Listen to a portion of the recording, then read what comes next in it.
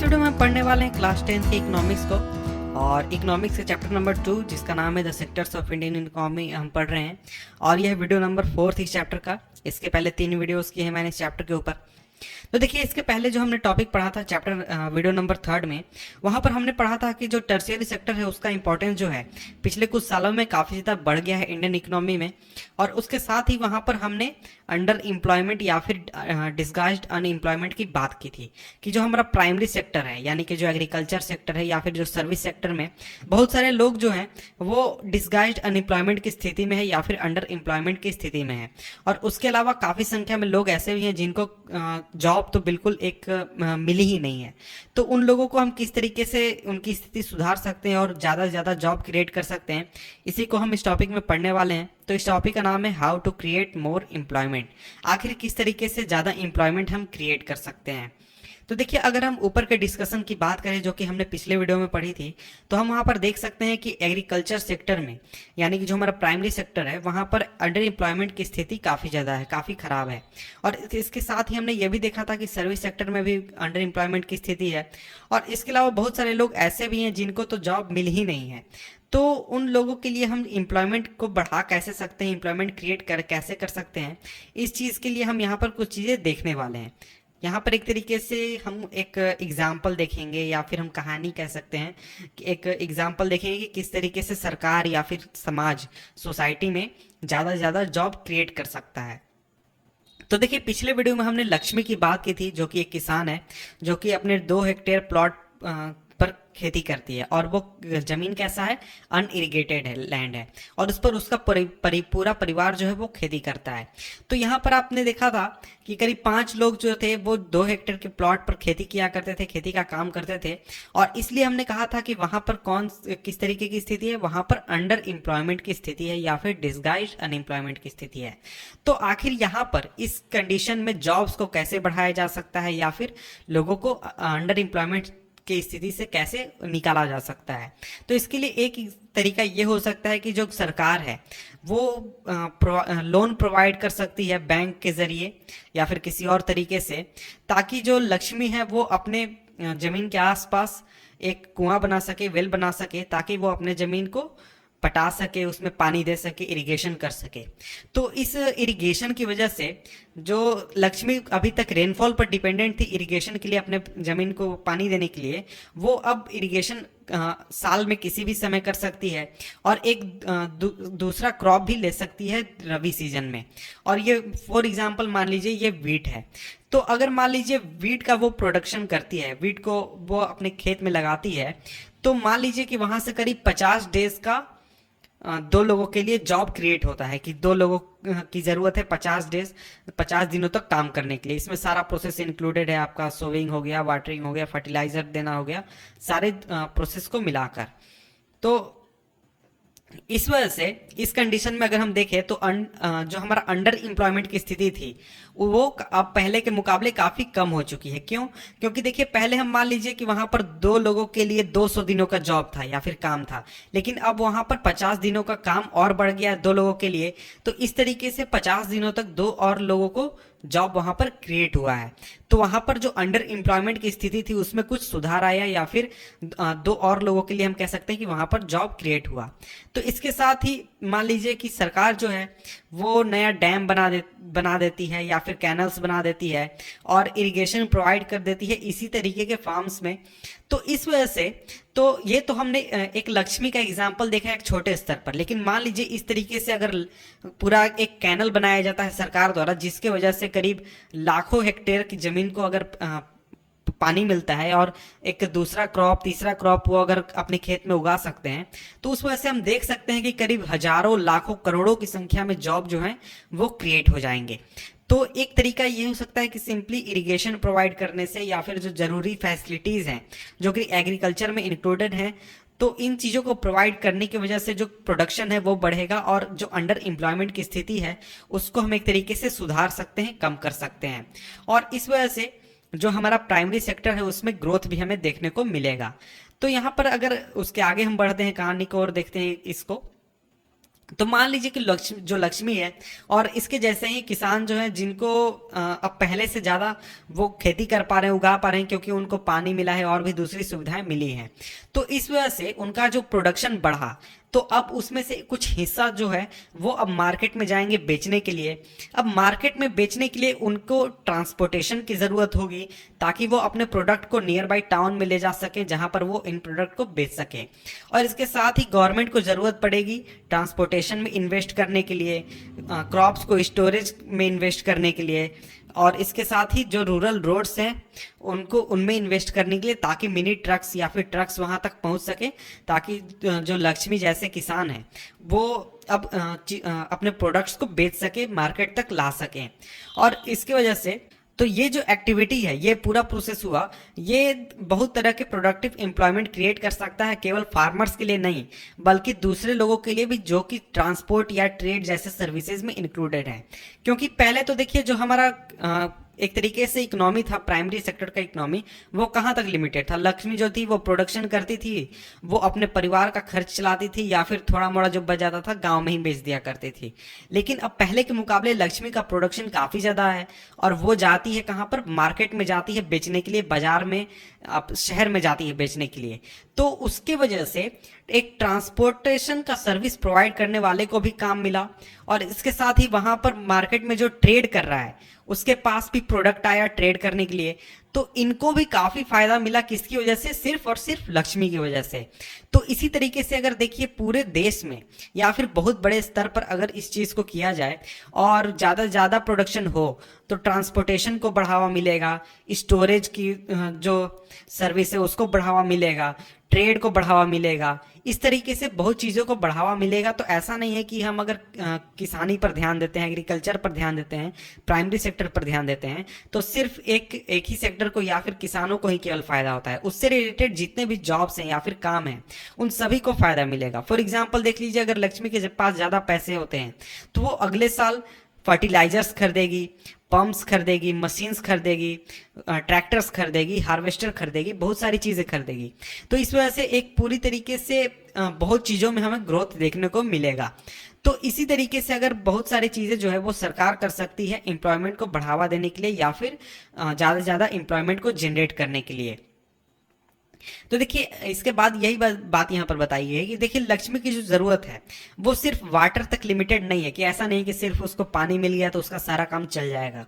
Land को cultivate करने के लिए, जमीन को कल्टीवेट करने के लिए उसको सीड्स की भी ज़रूरत है, फर्टिलाइजर्स की भी ज़रूरत है, एग्रीकल्चर इक्विपमेंट की भी ज़रूरत है, और पंप सेट की भी ज़रूरत है, ताकि वो पानी को अपने आप पास के कुएं से निकाल सके या फिर नहर से ले सके। लेकिन क्योंकि वो अभी गरीब है इसलिए वो इन चीज़ों को अफोर्ड नहीं कर सकती है, सो इसलिए उसे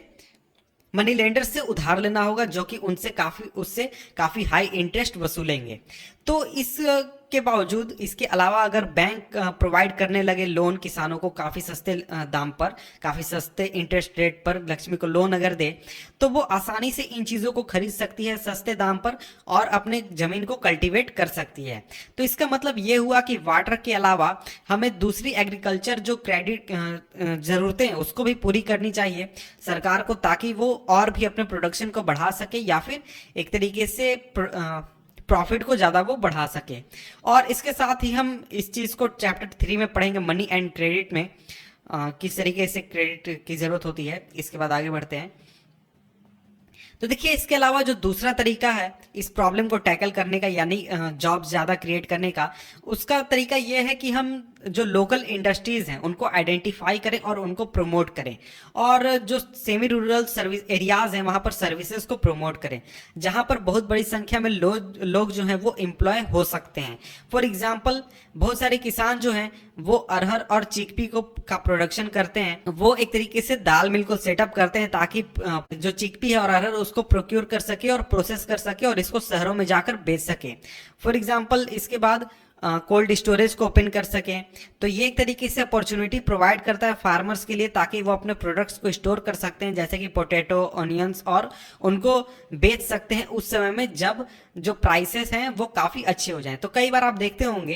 कि जब खेती का सीजन आता है, फॉर एग्जांपल आलू के फसल का सीजन आता है, तो उस समय आलू का रेट काफ़ी गिर जाता है, लेकिन जब उसका सीजन खत्म हो जाता है तो उसका जो प्राइस होता है वो काफ़ी ऊपर चढ़ जाता है। लेकिन अगर ये एक कोल्ड स्टोरेज की सुविधा अगर प्रोवाइड की जाए किसानों को, यानी कि उनको कुछ समय के लिए, 1 महीने के लिए, 2 महीने के लिए, 4 महीने के लिए अपने फसल को वहीं स्टोर करने की सुविधा दी जाए, तो वो उतने दिनों तक के लिए वहां पर अपने प्रोडक्ट को स्टोर कर सकते हैं। और जब उनके प्रोडक्ट का कीमत हाई हो जाए, यानी मार्केट में उनके प्रोडक्ट की कीमत हाई हो जाए, तो वो आसानी से उसे जाकर हाई प्राइसेस में बेच सकते हैं। तो इस वजह से वो एक अच्छा मुनाफा कमा सकते हैं, ज़्यादा वो प्रॉफिट निकाल सकते हैं। और इसके साथ ही वैसे गांव जो कि फॉरेस्ट एरियाज के आसपास हैं, वहां पर हम हनी कलेक्शन सेंटर क्रिएट कर सकते हैं, जहां पर जो फार्मर्स हैं वो अपने वाइल्ड हनी को बेच सकते हैं। तो ये भी पॉसिबल है कि हम इंडस्ट्रीज को एक तरीके से सेटअप करें जो कि वेजिटेबल्स और एग्रीकल्चर प्रोडक्ट्स जैसे कि potato, sweet potato, rice, sweet tomato, fruits, इन सभी को आउटसाइड मार्केट में बेचें। तो एक तरीके से ये सभी चीज़ें एम्प्लॉयमेंट क्रिएट करेगी इंडस्ट्रीज़ में जो कि सेमी रूरल एरियाज़ में हैं, और ऐसे इलाके में नहीं जो कि लार्जर अर्बन सेंटर्स हैं। जैसे कि हमारा अगर इस तरीके के काम अगर हम मुंबई में करें तो जो हमारा रूरल एरिया है उस पर उतना ज़्यादा फर्क नहीं पड़ेगा, उसको उतना ज़्यादा फायदा नहीं होगा। देखिए इसके बाद एक चीज है, what groups of people do you think are unemployed और under employed in your area, can you think of some measures that could be taken up for them. तो यहाँ पर सवाल आपसे पूछा गया है कि आखिर आप अपने इलाके में ध्यान दीजिए और वहाँ ये पता लगाइए कि आखिर वे कौन लोग हैं जो कि अनएम्प्लॉयड हैं या फिर अंडर एम्प्लॉयड हैं, और उनके लिए क्या आप कोई ऐसा मेजर सोच सकते हैं जिससे कि उनके लाइफ को सुधारा जा सके या फिर बेहतर बनाया जा सके। तो इसके बाद आगे बढ़ते हैं, तो यहाँ से हम शुरू करते हैं। तो do you know that in India there are about 200 million children in school going age group. तो क्या आपको पता है कि इंडिया में 200 मिलियन यानी करीब 20 करोड़ लोग 20 करोड़ बच्चे ऐसे हैं जो कि भी स्कूल जाने की एज में हैं, और इसमें से करीब 2/3 स्टूडेंट ही केवल स्कूल जा पाते हैं, 2/3 स्टूडेंट ही केवल स्कूल पहुंच पाते हैं, और बाकी जो रेस्ट हैं 1/3 वो स्कूल जाते ही नहीं है। वो या तो घरों में होते हैं या फिर कहीं पर चाइल्ड लेबर के रूप में काम कर रहे होते हैं। और अगर ये जो बच्चे हैं ये अगर स्कूल जाना शुरू कर दें तो इनके स्कूल जाने की वजह से हमें ज़्यादा बिल्डिंग्स की ज़रूरत होगी, ज़्यादा टीचर्स की ज़रूरत होगी और दूसरे स्टाफ्स की ज़रूरत होगी। तो प्लानिंग कमीशन द्वारा एक स्टडी कंडक्ट किया गया था जिसमें कि ऐसी बात कही गई थी कि अगर एग्रीकल्चर एजुकेशन सेक्टर को सही तरीके से बढ़ावा मिले तो उसमें से सिर्फ और सिर्फ हम 20 लाख जॉब क्रिएट कर सकते हैं। और इसी तरीके से अगर हम हेल्थ सिचुएशन को इम्प्रूव करें अपने राज्य में, देश में, तो इसकी वजह से हमें ज़्यादा डॉक्टर, ज़्यादा नर्सेज, ज़्यादा हेल्थ वर्कर्स की ज़रूरत होगी रूरल एरियाज़ में, और इसी वजह से हम बहुत बड़ी संख्या में जॉब जो हैं वो क्रिएट कर सकते हैं, और एक तरीके से डेवलपमेंट का एक इम्पॉर्टेंट एस्पेक्ट को हम पूरा कर सकते हैं, जिसके बारे में हमने चैप्टर 1 में पढ़ा था कि जो पंजाब है और जो दूसरे स्टेट है वहाँ पर जो डेवलपमेंट के दूसरे एस्पेक्ट हैं वहाँ पर एक तरीके से अच्छा काम नहीं हो रहा है। तो अगर इन चीज़ों पर हम ध्यान दें तो इससे हमें 2 चीज़ें फ़ायदा मिलता है। पहला तो हमें एम्प्लॉयमेंट जनरेट होता है, और दूसरा हमारा जो डेवलपमेंट है उसमें भी मदद मिलता है, डेवलपमेंट भी अच्छा डेवलपमेंट होता है।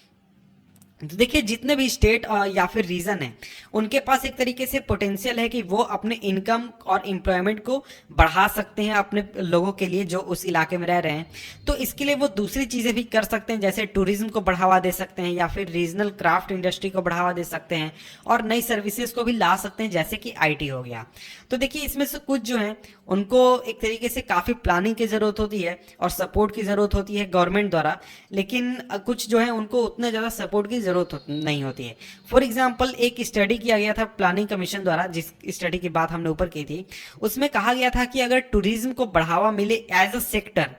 तो उस वजह से हम हर एक साल करीब एडिशनल एम्प्लॉयमेंट 35 लाख लोगों को दे सकते हैं। यानी कि सोच सकते हैं कितना बड़ा ये नंबर है कि एडिशनल 35 लाख लोगों को हम जॉब दे सकते हैं।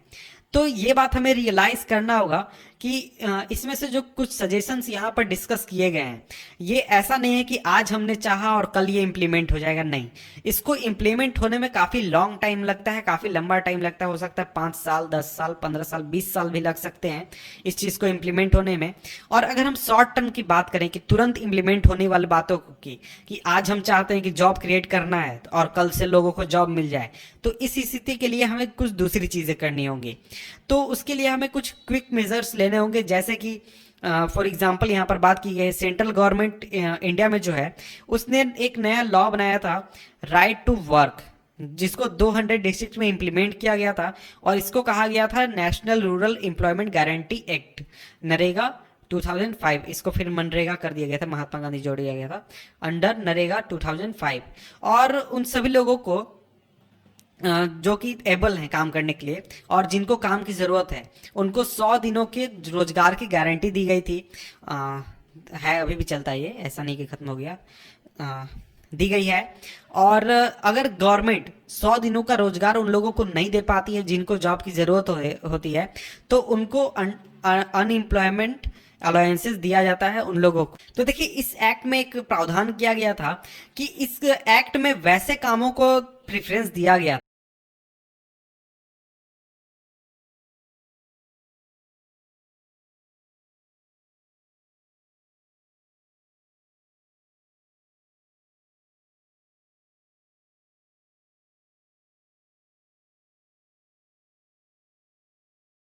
तो मिलते हैं आपसे हम नेक्स्ट वीडियो में, तब तक के लिए गुड बाय।